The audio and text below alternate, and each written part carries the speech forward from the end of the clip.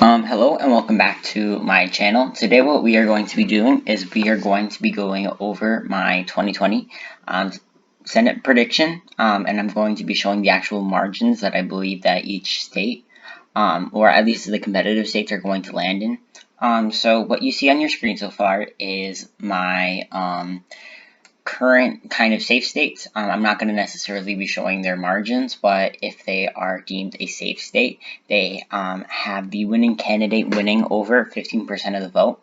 I know that it may be a little controversial that I have Colorado, New Mexico, Oregon, New Hampshire, states like that are safe. But actually, you know what? Kansas is not a safe state.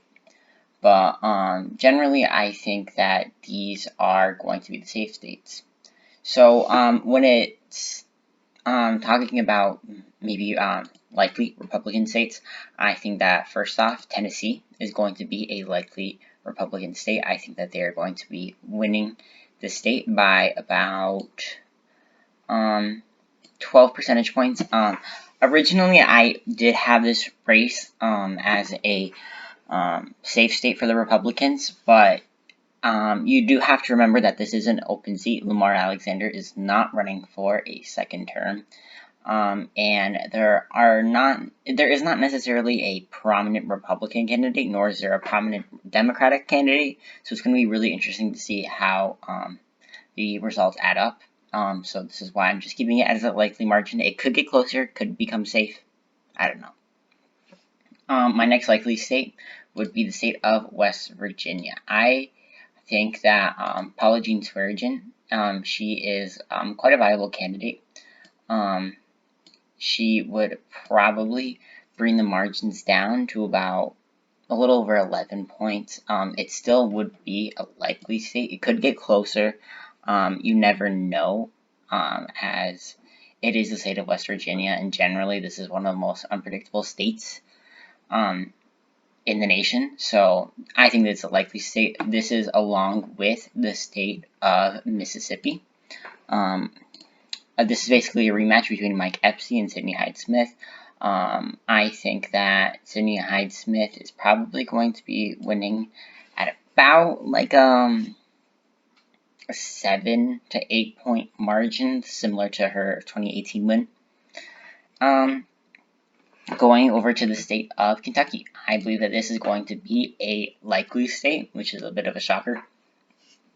I think that in recent polling, Charles Booker has been getting the most amount of votes in the Democratic primary through the polls, which is likely going to happen, which is a little bit of an upset considering that Amy McGrath has raised millions and millions of dollars and Charles Booker not so much. And they're polling behind Mitch McConnell by a significant margin, which is a huge contrast to where they were previously. So because of that, I kind of believe that Kentucky is probably going to be about a 13-point margin. It's not safe, but I don't think the Republicans would need to worry too much about this state. So our next state is going to be the state of South Carolina. This is a state that's a little bit more, I think the Republicans might need to worry a little bit about this in recent polling. I'm just using our progress as a general indicator for polling. Talking about the state of South Carolina, they haven't recently tied, and I know that there was one poll a while back with like 10 points for Lindsey Graham, but generally I believe that the state of South Carolina is going to remain likely in the Republican column, along with, this might be a shocker, the state of Alabama. I generally think Doug Jones has almost zero chance of being reelected. Yeah, I don't see it. I'm having it as almost a 15-point margin generally because it is the state of Alabama. He only won because the candidate that he ran against previously was disliked by like the entire state of Alabama. You had to be a true hardcore Republican to vote for him, and even with so, that was an extremely close election. So I do not believe that Doug Jones is going to be reelected. Our next likely Republican state is going to be the state of Alaska. I generally think that this state could narrow up even further, but I don't know. I think what I have on here is the margin is about 7-ish%, 7, 8. I think it could easily get closer. It's just the state of Alaska is really difficult to poll, and because of that reason, I'm just going to leave it as a likely margin. Our next state is going to be the state of Virginia for the Democrats. It's going to be a likely state. I generally think that it's probably going to go to the Democrats by about a 13-point margin. I think that would be pretty in line with their presidential results, and generally with Virginia trending more blue and Mark Warner not necessarily being disliked so much so that this is going to remain just for the Democrats. The next likely state, I'm going to have to give it to the state of Minnesota. So the state of Minnesota, Tina Smith ran in 2018 again. Not too much of a surprise here. She's probably going to retain her seat. Not mildly unpopular, kind of popular. She's not going to lose it. Sorry. Next state is the state of Arizona. I do think that Mark Kelly is going to win this seat. It was kind of never going to be in Martha McSally's favor. I believe that it's going to go to him by probably about an 11 to 12 point margin, which might sound crazy coming out of the state of Arizona, but you have to remember Martha McSally, wildly unpopular. Mark Kelly has been a really great fundraiser. He's been raising a lot of money and bringing national attention to this race, and generally I think that I do not really see a scenario where Martha McSally is going to win. Okay, so what's next? Our next seat is going to be a likely margin for the state of Michigan. The state of Michigan in the presidential level, polling has shown that it's going to be pretty much safely for the Biden campaign, polling over double digits ahead of the national average. And because of that, I believe that John James, even though he might be a rising star in the future of the Republican Party, I think that this is not his time right now, not against Gary Peters, who is not necessarily extremely wildly unpopular. So I think it's going to remain for the Democrats. Okay, so let's go off to our next race. This is going to be a lean margin. So the next one I'm going to put in a lean. The next state is the state of Texas. John Cornyn, quite a popular senator, actually, which may come as a surprise to some people. I do not think it's necessarily going to be as close as 2018, as there's not such a national focus on this race, and it is the state of Texas, which probably going to be targeted, but not as much so. MJ Hagar, who's probably likely going to win the Democratic primary, I don't generally see her winning, even though this isn't a lean margin. I don't. So that's the state of Texas. Next up is going to be Georgia's regular election, per se. John Ossoff is running in this race, and he has been pulling quite close to the incumbent. What's his name? I always keep forgetting these names. Dave Perdue. As shown here, he's actually pulling ahead. But generally, I do not believe that he's going to win. He might get it close. He might actually win, but at this rate, this current point in time, I don't think he's going to win. The next state, what I'm going to say, is the state for the Democrats is going to be the state of Maine.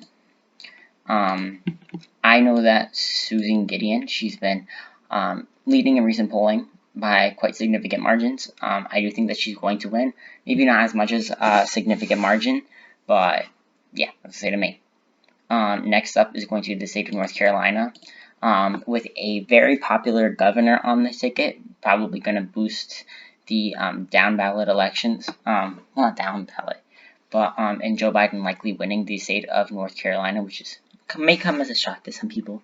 But I believe that North Carolina is going to retain for the Democrats, probably in the gubernatorial race, the Senate race, probably some of the House elections are going to flip, and probably in the presidential race. So I believe that it's going to go to the Democrat by like a narrow margin, but not so much so that I think it's going to like trigger like a huge recount or something. The next state that we're going to go over is the state of Montana. I believe that Steve Bullock has quite a great chance at winning this race. He's a popular governor. There's another Democratic senator from the state of Montana, John Tester, and he's proven that even in this day and age, you can win with a Democrat running on the ticket for Senate. Heightened turnout might even just boost this even more for Steve Bullock. He's brought wide national media attention to this state, especially through his presidential run, and I can see this easily going for him. I could also see it pertaining with Steve Daines, but you never know. Okay, so now there's 3 states remaining. So when it comes to tilt states, I'm going to leave Iowa in the tilt Republican column, likely as following the presidential ratings. Even though I think Joni Ernst is quite a disliked candidate, I do see her narrowly edging out a win in this state. Teresa Greenfield, even though she has been getting some pretty good fundraising numbers, I don't see her winning at this point in time if the election were held today. The next election that we are going to be going over is Georgia's special election. I'm going to leave this one as a tilt for the Republicans. Again, I do think that this is going to lead to a runoff for the Republicans, likely with Doug Collins and Raphael Warnock. I could also see a nightmare scenario for the Democrats where Lori Loeffler and Doug Collins advance, and it would be kind of a doomsday scenario for them. Then again, the state of Georgia is not that important for them as they have so many other competitive states. Okay, so going on to our last state, it's going to be the state of Kansas, and it's going to be in a tilt margin for the Democrats.